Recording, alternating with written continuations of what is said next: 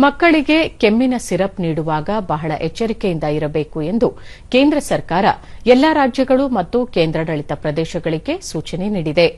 ಈ ಕುರಿತಂತೆ ಕೇಂದ್ರ ಆರೋಗ್ಯ ಸಚಿವಾಲಯ ಸೂಚನೆಯನ್ನು ಹೊರಡಿಸಿದ್ದು 2 ವರ್ಷದೊಳಗಿನ ಮಕ್ಕಳಿಗೆ ಕೆಮ್ಮು ಅಥವಾ ಶೀತ ಔಷಧಿಗಳನ್ನು ಶಿಫಾರಸು ಮಾಡಬಾರದು ಹಾಗೂ ನೀಡಬಾರದು ಎಂದು ಸೂಚಿಸಿದೆ. ಅಲ್ಲದೆ 5 ವರ್ಷದೊಳಗಿನ ಮಕ್ಕಳಿಗೆ ಸಾಮಾನ್ಯವಾಗಿ ಕೆಮ್ಮಿನ ಸಿರಪ್ಗಳನ್ನು ಶಿಫಾರಸು ಮಾಡುವುದಿಲ್ಲ. 5ಕ್ಕಿಂತ ಮೇಲ್ಪಟ್ಟ ಮಕ್ಕಳಿಗೆ ನೀಡುವಾಗ ಎಚ್ಚರಿಕೆ ವಹಿಸಬೇಕು. ವೈದ್ಯಕೀಯ ಮಾನದಂಡಗಳನ್ನು ಅನುಸರಿಸಬೇಕು. ನಿಕಟ ಮೇಲ್ವಿಚಾರಣೆ ಮತ್ತು ಸೂಕ್ತ ಡೋಸ್ಗಳನ್ನು ಪಾಲನೆ ಮಾಡಬೇಕು ಎಂದು ಸಚಿವಾಲಯ ತಿಳಿಸಿದೆ.